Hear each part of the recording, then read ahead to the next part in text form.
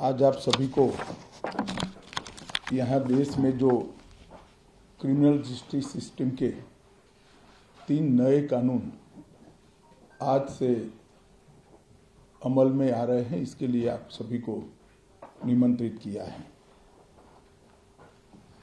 देश की जनता को सबसे पहले मैं बहुत बहुत बधाई देना चाहता हूं कि लगभग आज़ादी के 77 साल बाद आपराधिक न्याय प्रणाली, हमारी क्रिमिनल जस्टिस सिस्टम पूर्णतया स्वदेशी हो रही है और भारतीय इथोस के आधार पर ये चलेगी।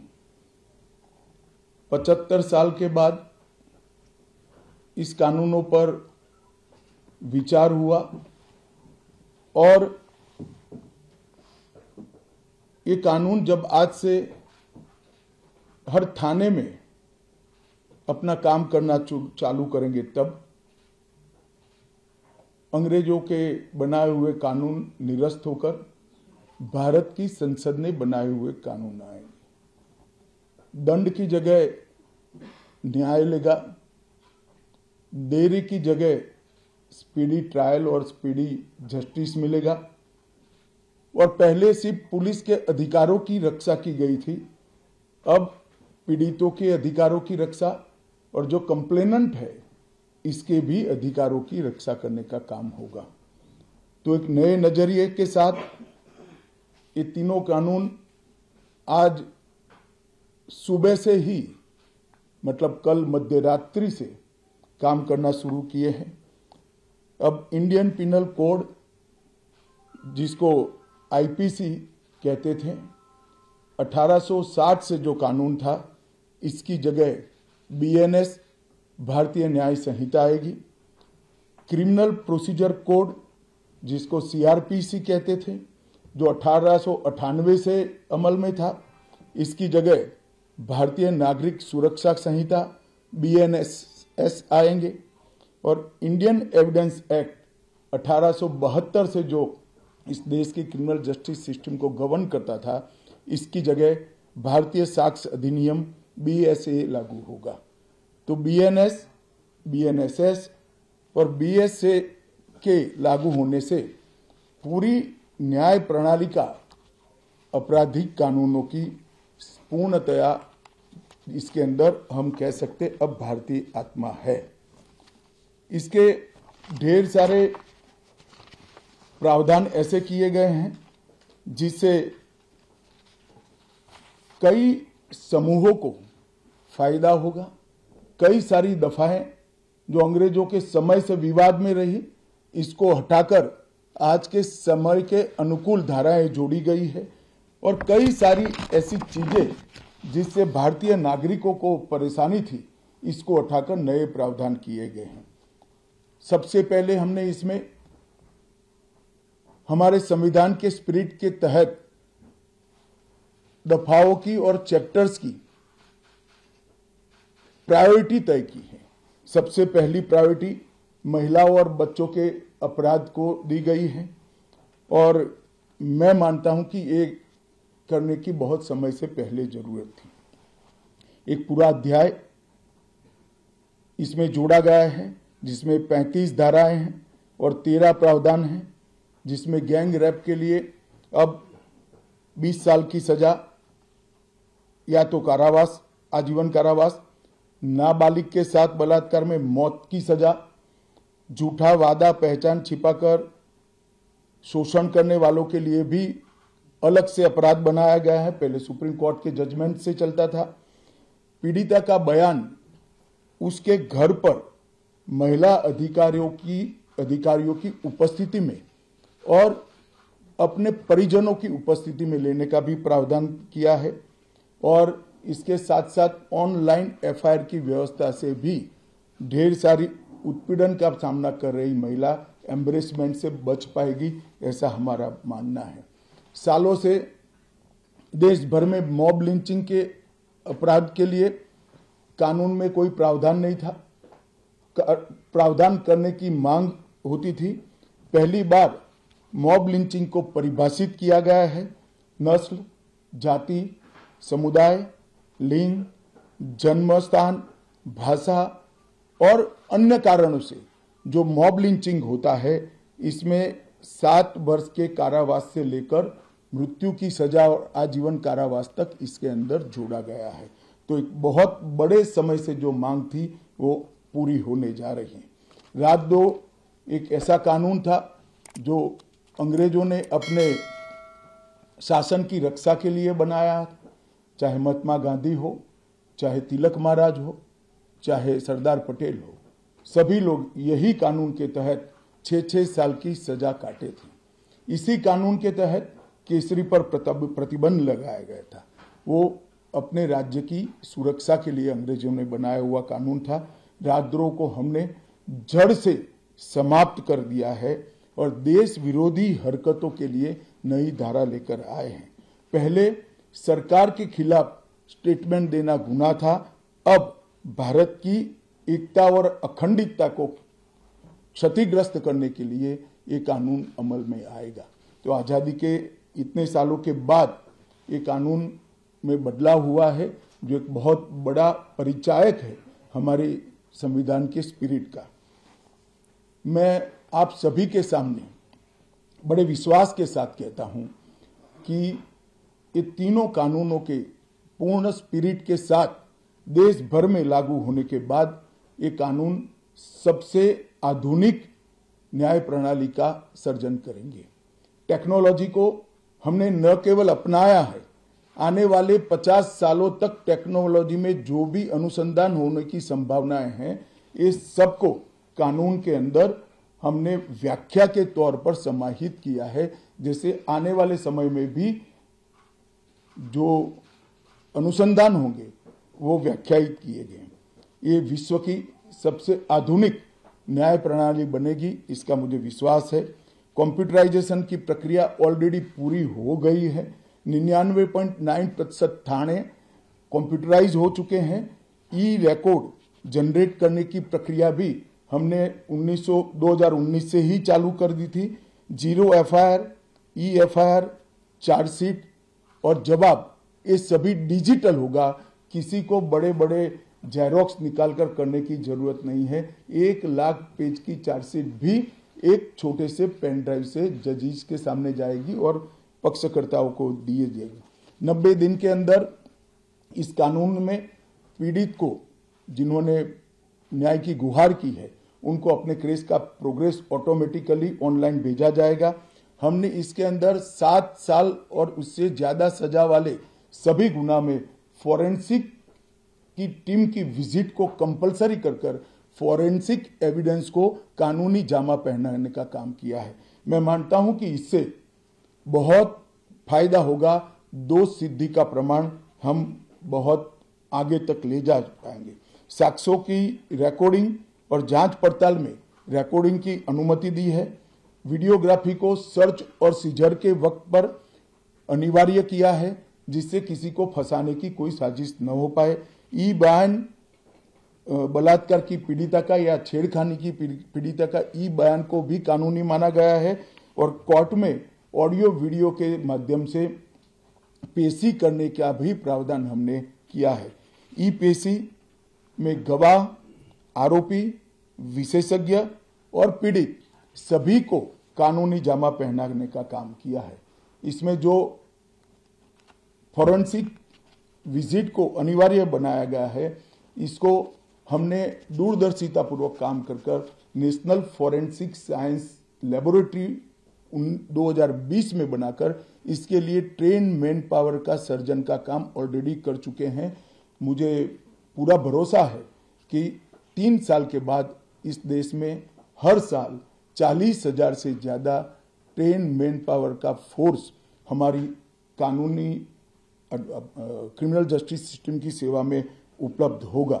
कन्विक्शन का रेशियो इसके माध्यम से 90% तक ले जाने का हमने प्रावधान किया है और फॉरेंसिक इंफ्रास्ट्रक्चर को बढ़ाने के लिए अभी हमारी कैबिनेट ने निर्णय किया है और 9 राज्यों में फॉरेंसिक साइंस यूनिवर्सिटी के कैंपस खोले जाएंगे और 6 सेंट्रल फॉरेंसिक लेबोरेटरीज को भी हमने करा है।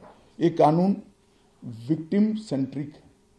पहले दिनों तक किसी को पुलिस ले जाती थी, परिवार वालों को कोर्ट में आना पड़ता था।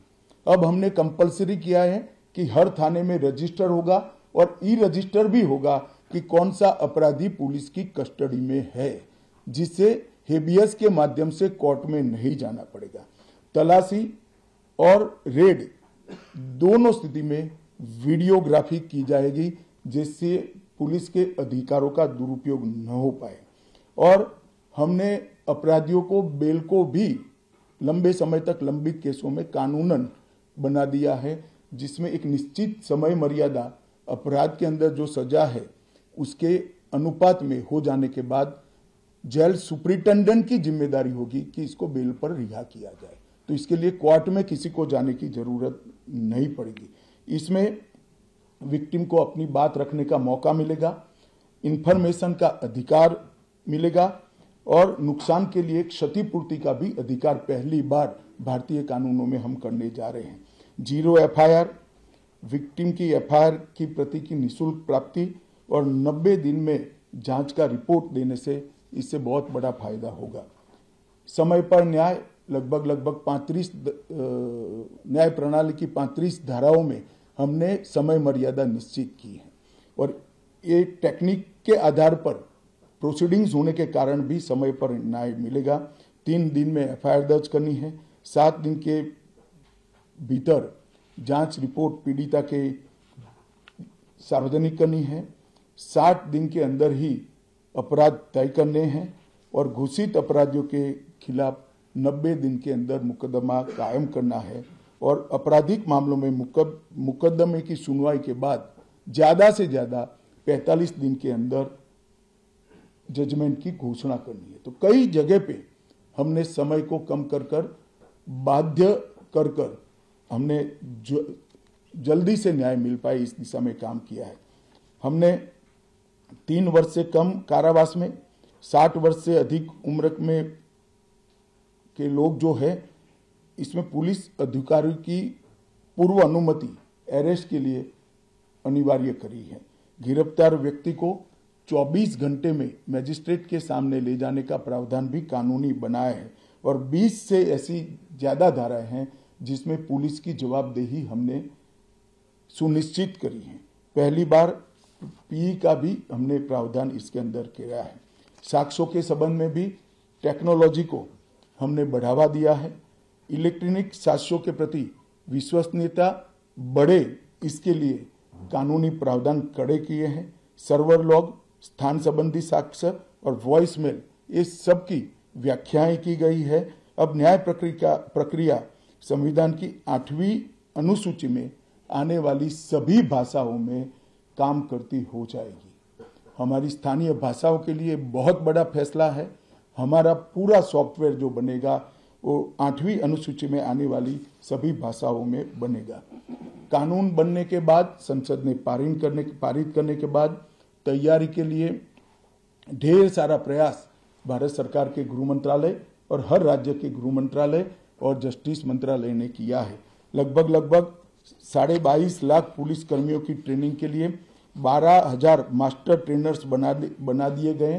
कई इंस्टीट्यूशन को अधिकृत किया गया और 23,992 मास्टर ट्रेनर अब तक ट्रेन हो चुके हैं।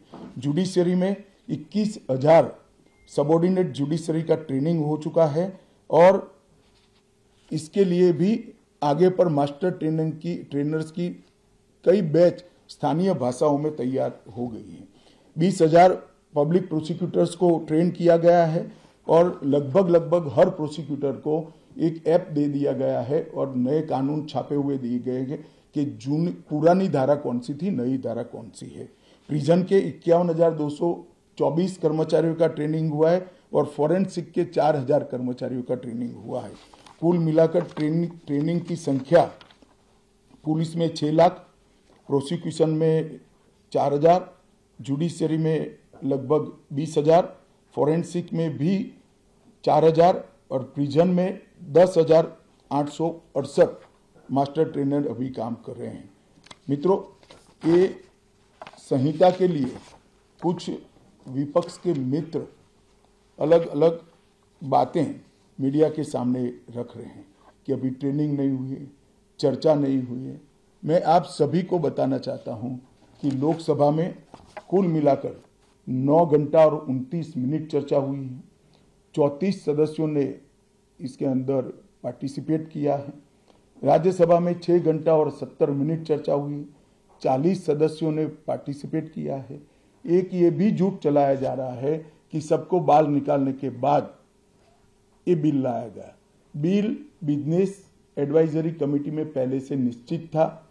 मेरा ये स्पष्ट मानना है कि 14 तारीख से ही विपक्ष ने सदन का बहिष्कार करने जैसी हरकतें करी थी और शायद वो हिस्सा लेना नहीं चाहते थे। और दोनों सदनों में 14 तारीख में लोकसभा में 96 और राज्यसभा में 46 सदस्यों ने ऐसी हरकतें की जिससे पीठासीन अधिकारी उनको बाहर करने के लिए मजबूर हो जाए। फिर भी एक ऑप्शन था। ये बहुत बड़ा दूरगामी परिणाम लाने वाला कानून था। वो एक कानून के लिए स्पेशल अंदर आकर चर्चा में अपना मत रख सकते थे। इसके पहले भी मैंने 2020 में सभी सांसदों को पत्र लिखकर उनके सुझाव मांगे थे। सभी मुख्यमंत्रियों को पत्र लिखकर उनके सुझाव मांगे थे। सभी सुप्रीम कोर्ट के सम्मानीय न्यायाधीशों को पत्र लिखकर उनके सुझाव मांगे थे। सभी हाई कोर्ट के चीफ जस्टिस को पत्र लिखकर सुझाव मांगे थे। गृह सचिव जी ने सभी आईपीएस अफसरों से सुझाव मांगे थे। सभी कलेक्टर से सुझाव मांगे थे। और ये सब सुझाव मिल मिलाकर मैंने खुद अधिकारियों की बैठक को अलग करे तो मैंने खुद 158 बार इसकी मीमांसा कर बैठक कर विचार कर एक बिल बनाया। ये बिल को भी संसद ने ऐसे ही पारित नहीं किया है। गृह विभाग की समिति के पास ये बिल को भेजा गया। 2.5 महीना या तो 3 महीना इस पर विशद चर्चा हुई। सभी दल के सांसदों ने इसके अंदर हिस्सा लिया है, अपने सुझावों को रखा है। 4-5 पॉलिटिकल स्टाइल के सुझाव छोड़कर मैं दावे से कह सकता हूं हर सुझाव को समाहित कर 93 बदलाव कर बिल को फिर से कैबिनेट ने पारित किया और पारित करने के बाद सदन के सामने रखा गया। इतने बड़े सदियों के बाद हो रहे सुधार को पॉलिटिकल कलर देना मैं मानता हूं ठीक नहीं है। मेरे तो सभी विपक्ष के साथियों से विनती है, पॉलिटिक्स करने के ढेर सारे मुद्दे हैं, आराम से करिए पॉलिटिक्स, कोई चिंता नहीं, हम भी जवाब देंगे। मगर ये कानून देश के 140 करोड़ नागरिकों को संविधान का जो स्पिरिट है, न्याय और आत्मसम्मान, वो समय पर दिलाने की एक एक्सरसाइज है। तो आप सभी लोग इसमें कोऑपरेट करिए। और मैं मानता हूं कि जिसको भी कुछ कहना है, मेरा दफ्तर हमेशा खुला है, मैं अवेलेबल हूं। मिलने से पहले रोड पर जाना मैं मानता हूं ठीक नहीं है। चर्चा करनी चाहिए, कुछ भी हो बात करनी चाहिए। और मेरा स्पष्ट मत है जो मैं आज बेबाक तरीके से आप लोगों के सामने रखना चाहता हूं, रिकॉर्ड के आधार पर कह सकता हूं मैं, भारत के आजादी के बाद किसी भी कानून पारित कराने के लिए इतनी लंबी चर्चा का प्रोसेस नहीं हुआ है। ये मैं रिकॉर्ड पर कहने के लिए तैयार हूं। 4 साल तक इस कानून पर विचार हुआ। और अगर आपको अभी भी कुछ कहना है तो आप जरूर आइए, मैं सुनने के लिए तैयार हूं। मगर कृपया इस कानून को पब्लिक तक इसकी सेवा करने देने का मौका देना चाहिए। समय पर न्याय मिलेगा तो देश का भला होगा। संविधान की सुरक्षा और आत्मसम्मान की भावनाओं को नागरिक प्राप्त कर पाएंगे तो देश का भला होगा। और सबसे बड़ा बदलाव है, हमने थोड़े धैर्य के साथ टीथिंग प्रॉब्लम को देश की जनता ने भी बड़े धैर्य के साथ लेकर सिस्टम को सुधारने का मौका देना चाहिए। और मैं सभी दलों से भी कहना चाहता हूं कि राजनीति से ऊपर उठकर आप इसका समर्थन करिए और जो भी सुझाव जनता के हित में है लेकर आइए। हम इस पर चर्चा करने के लिए तैयार हैं। आप लोगों के मन में कोई बात है तो आप जरूर पूछ सकते हैं। सर, मैं नीरज पांडे हूँ, एबीपी न्यूज से। मेरा सवाल है सर, पहले के कानून में किसी भी आरोपी को जब गिरफ्तार किया जाता था तो 15 दिन के रिमांड की व्यवस्था थी। अभी जो नया कानून है उसमें गिरफ्तारी के 60 दिनों तक कभी भी या तो एक काफी हिस्सों में बुलाकर रिमांड पे लिया जा सकता है। तो इससे फायदा क्या होगा? नहीं, मैं आपको समझाता हूँ, ये भ्रांति फैलाई गई है कि रिमांड का समय बढ़ाया गया है। मैं स्पष्ट कर देना चाहता हूं कि नए कानूनों के तहत, बीएनएस के तहत रिमांड का समय 15 दिन का ही है। मैं आप लोगों के सामने डिटेल में बताना चाहता हूं, आरोपी को आज पुलिस ने कस्टडी में लिया, कोर्ट ने रिमांड दे दी और आरोपी अस्पताल में भर्ती हो जाता है और 15 दिन तक अस्पताल में रहेगा, तो क्या इसकी पूछताछ ही नहीं होगी? पूछताछ करनी चाहिए या नहीं करनी चाहिए? इसलिए हमने प्रावधान किया है कि 15 दिन की अपर लिमिट के अंदर, 60 दिन की अपर लिमिट के अंदर पुलिस इसका रिमांड ले सकती है, वरना उसको तो जुडिशियल कस्टडी में जेल में पहले भी रहना था और बाद में भी रहना है। एक दूसरा आरोपी पकड़ा जाता है, पुलिस को दोनों को इकट्ठा करके पूछताछ करनी है, तो कैसे करेगी? तो 15 दिन की लिमिट को हमने नहीं बढ़ाया है, रिमांड 15 दिन की ही होगी। 60 दिन के भीतर एक या दो टुकड़ों में आप 15 दिन की रिमांड ले सकते हैं। भ्रांति फैलाई जा रही है कि रिमांड का पीरियड बढ़ाया गया है। कृपया मैं आप सबसे निवेदन करता हूं कि इसको आप क्लैरिफाई करिएगा, जिससे जनता में गलत बात न जाए। Total 15 days within 60 day. वो जानबूझकर उठा रहे, मैं मानता हूं उन्होंने तो पढ़ा होगा कानून। सर, ये आज से ये कानून लागू हुआ, लेकिन सबसे पहला जो मामला एफआईआर हुआ दिल्ली में देखे तो स्ट्रीट वेंडर के खिलाफ कर दिया है। ये झूठ है, ये झूठ है। सबसे पहला मामला अब तक के रिकॉर्ड के हिसाब से ग्वालियर के पुलिस थाने में हुआ है और चोरी का है। किसी की मोटरसाइकिल चोरी कर ली गई, 1,80,000 की वैल्यू की। इसका मामला 12:10 पर रजिस्टर हुआ है, पहला मामला नहीं है। और जो वेंडर के खिलाफ मामला रजिस्टर हुआ, इसका प्रावधान पहले भी था, ये नया प्रावधान नहीं है। पुलिस ने इसका रिव्यू का प्रोविजन का उपयोग कर वो मामले को खारिज कर दिया। एक आपने तो ये कहा है कि जितने भी लॉज बन रहे हैं शेड्यूल 8 की लैंग्वेजेस में मौजूद होंगे, पर तमिलनाडु की जो रूलिंग पार्टी है डीएमके, उनको अपोजिशन और कुछ और पार्टीज का भी नाम हिंदी में क्यों है, पूरे देश में एप्लीकेबल? देखिए, मैं अलग बात कहना चाहता हूँ। एक तो पूरा कानून तमिल में उपलब्ध कराया जाएगा, एक बात समझिए, प्रोसीडिंग तमिल में होंगे। अगर नाम के लिए भी आपके मन में कोई विरोध है तो मिलकर करना चाहिए। मुख्यमंत्री जी, सांसद, मुझे तो कोई ने ना किसी ने मिलने का समय मांगा है ना कोई मिलने आया है। फिर भी मैं सभी से अपील करता हूं कि जो कुछ भी आपकी ग्रीवेंसीज हैं, या तो ऐसा लगता है कि ये धाराएं जनता की सेवा ठीक से नहीं कर पाएगी, इसको लेकर मुझे मिलिए। कानूनों का बहिष्कार ये रास्ता नहीं है, पॉलिटिक्स करने के ढेर सारे रास्ते हैं। पायल मेहता सर, आपने ये बिल इंट्रोड्यूस किया, उसके बाद ये होम कमेटी में गया, वहाँ पे भी विस्तृत चर्चा हुई, पर विपक्ष में कभी भी जो कुछ नेता है, जो वकील है, वो कह रहे कि इसको सिलेक्ट कमेटी या स्टैंडिंग कमेटी में क्यों नहीं भेजा? इतनी गड़बड़ी क्या थी इस बिल को? नहीं, भेजा ही था, गृह विभाग की संसद की कमेटी में भेजा था, जिसमें श्री चिदम्बरम खुद थे और सबसे ज्यादा हिस्सा लेने वाले सदस्यों में चिदम्बरम साहब थे। और कांग्रेस पार्टी ने पहले चिदम्बरम जी नहीं थे तो उसको रखा स्पेशली।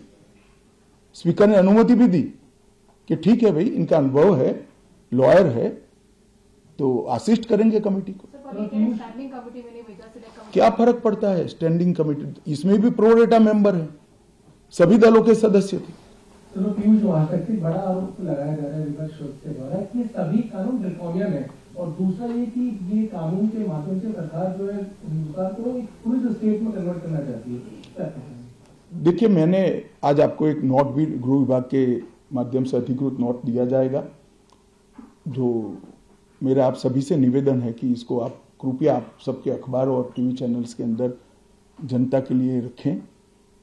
ड्रैकोनियन कानून तो वो थे जिसको हटाया गया है। ये कानून तो भारत की संसद ने और भारत की न्याय प्रणाली को आधुनिक बनाने वाले हैं, जिसमें पीड़ितों के अधिकार की रक्षा की गई। आप मुझे बताइए पहले दिनों तक कस्टडी में रखने के बाद कोई परिजनों को जवाब नहीं देता था, हेबियस कर सुप्रीम कोर्ट या हाई कोर्ट में आते थे।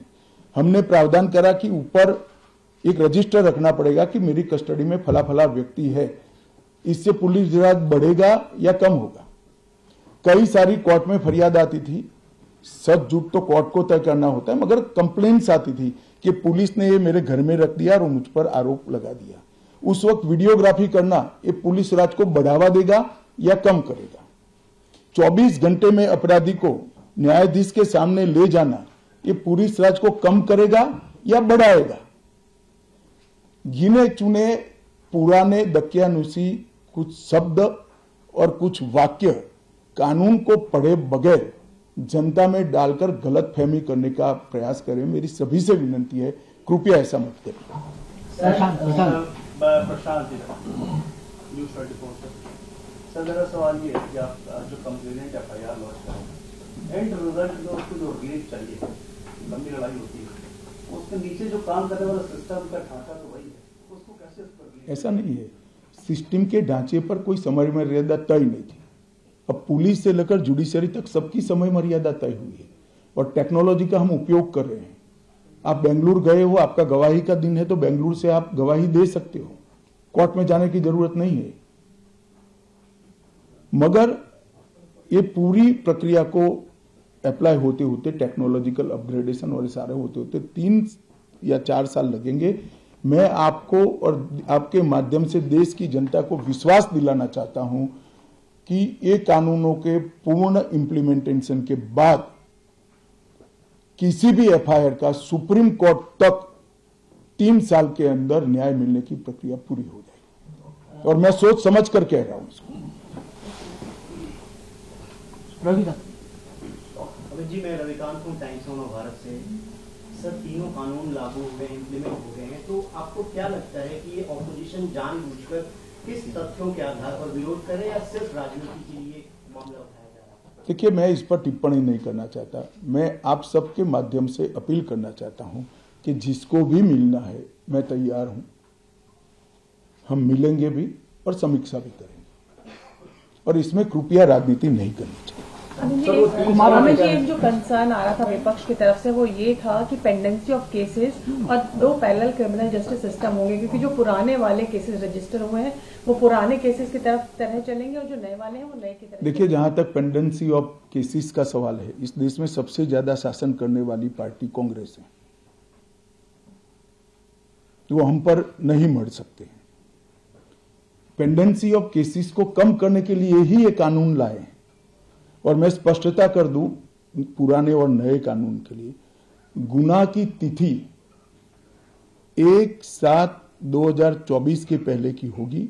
इसमें पुराने कानून के तहत प्रक्रिया चलेगी और 1/7/2024 के बाद होने वाले हर गुनाह को ये तीनों नए कानूनों के हिसाब से चलाया जाएगा। इसमें कोई कंफ्यूजन नहीं। सर, ये आपने बोला कि तमिलनाडु के MPs को अगर नाम से कोई ऑब्जेक्शन है तो वो आके मुझसे मिले, तो क्या अगर वो आपसे मिलेंगे तो क्या इस government open to their suggestion? भैया, मिलने तो दो, वो क्या लेकर आएंगे बताएंगे। तुम यहाँ कहाँ निर्णय करा रहे हो? सर, मैं न्यूज़ 18 इंडिया से। विपक्षी दल कह रहे हैं कि वो जहाँ उनकी सरकार है वो इस कानून के खिलाफ अपनी विधानसभा में प्रस्ताव पारित करेंगे और राष्ट्रपति तक सुप्रीम कोर्ट में मामला जाएगा। चलो, ये तो लोकतांत्रिक प्रक्रिया है, सबको अपना अपना अधिकार है।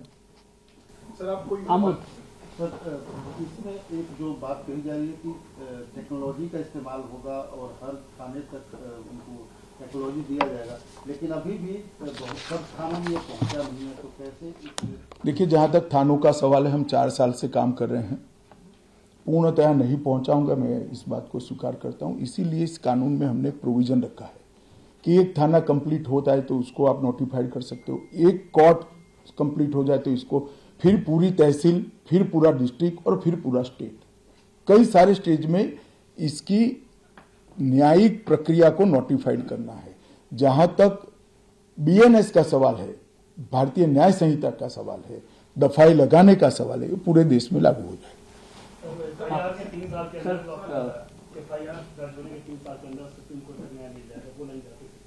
वो क्लियरिटी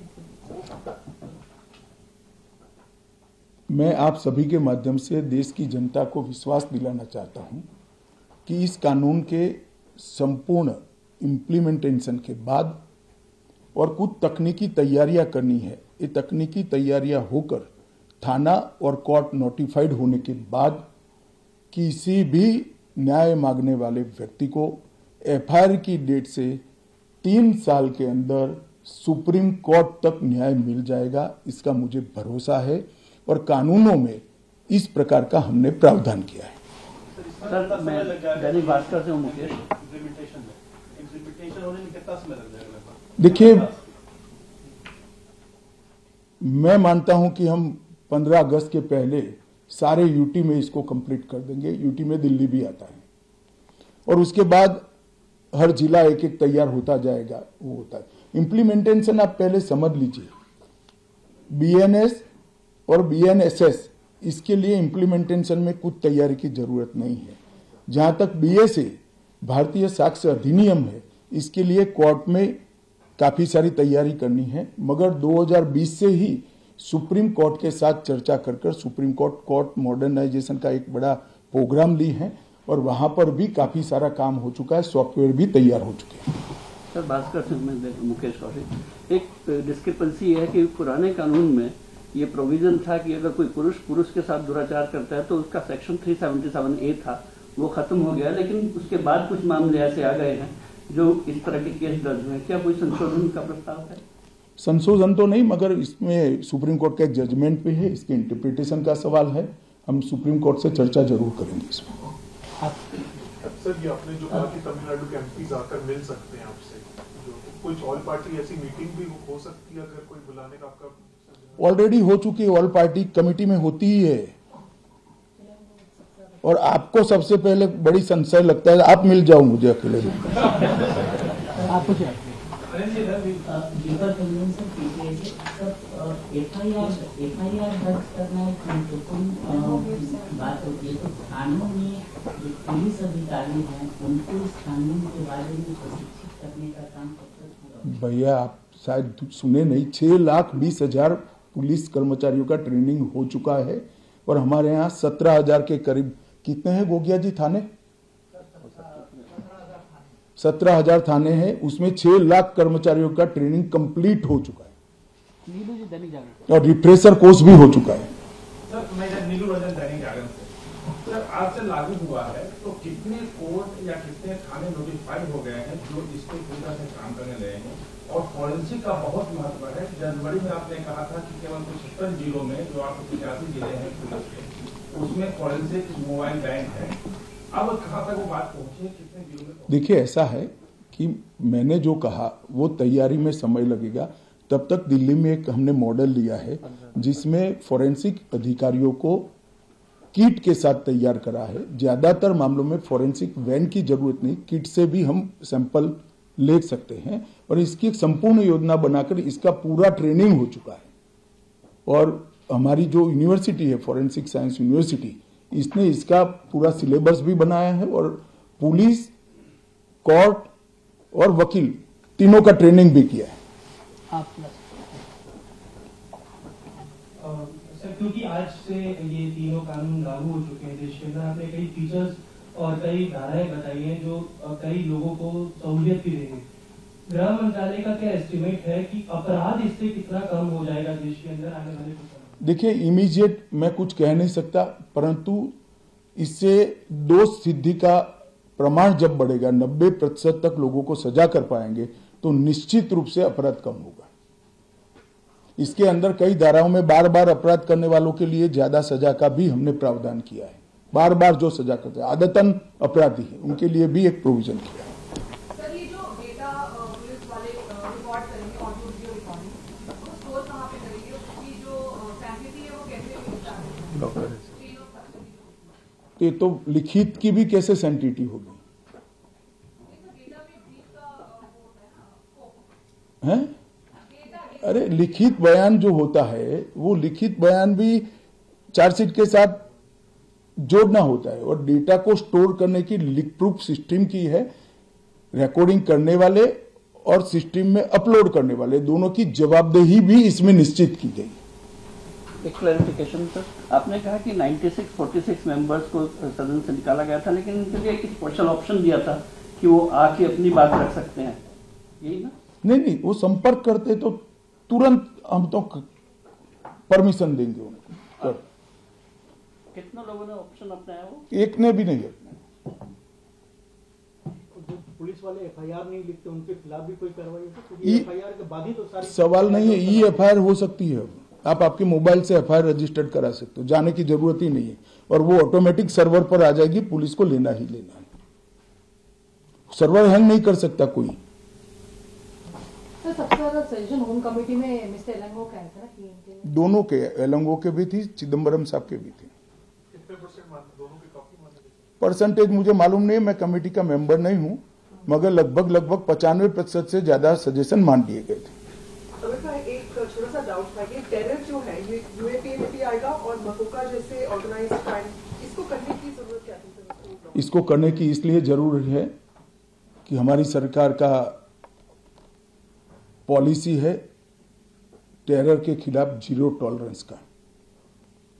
कई सारे टेरर के इंसिडेंट ऐसे होते हैं जिसका षड्यंत्र देश के बाहर होता है।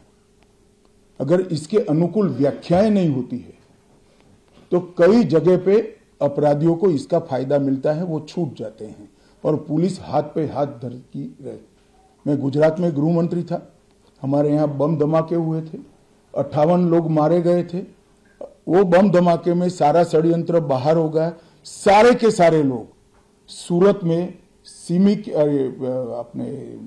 के एक्टिविस्ट थे, इन पर केस दर्ज किया गया और वो छूट गए थे, क्योंकि टेरर की कोई स्पेसिफिक व्याख्या नहीं थी। मैं मानता हूं कि इस देश को टेरर फ्री कराना हम सबका लक्ष्य होना चाहिए, और जो टेररिज्म में लिप्त है उसको कठोर से कठोर सजा जल्दी से जल्दी होनी चाहिए। सर ये आज से कानून लागू हो गया है, लेकिन कई बातें आती है कि हम सरिया कानून को मानते हैं, लोग पिटाई जिस तरह से बंगाल में पुराने हुआ है, तो ये नया कानून उस पर लागू होगा या पुराना ही कानून से बंगाल वाला घटना की जांच होगी? सर मैंने स्पष्ट कर दिया, कल मध्यरात्रि से मतलब 7/1/2024 से जितनी भी हिंसक घटनाएं होगी या आपराधिक घटनाएं होगी उसका रजिस्ट्रेशन नए कानून के हिसाब से भी होगा और प्रोसिक्यूशन की प्रक्रिया भी नए कानून के हिसाब से होगी। जो गुना कल मध्यरात्रि के पहले हुआ है वो गुना का रजिस्ट्रेशन और कानूनी प्रक्रिया दोनों पुराने कानून से होगी। जब भी नया कानून आता है एक क्षण तो तय करना पड़ता है कि यहाँ से नया होगा, यहाँ से पुराना होगा, और वो क्षण हमने सभी से चर्चा कर तय किया है। बंगाल में हिंसा रुकने का नाम नहीं ले रही लगातार। चलिए, आज मैं पॉलिटिकल जवाब देने के लिए यहाँ नहीं हूँ, केवल आपसे अपील करने के लिए हूँ। एक अच्छी स्पिरिट के साथ एक कानून लाए गए हैं, एक कानून की अच्छाइयों को आप जनता के साथ पहुंचाइए, और आपके पास भी कोई तकलीफ आती है तो निसंकोच आप मुझे मिल सकते हैं, बता सकते हैं। अगर भ्रम है तो मैं निरसन करूंगा, अगर सुधार की जरूरत है इस पर खुले विचार से सोचेंगे।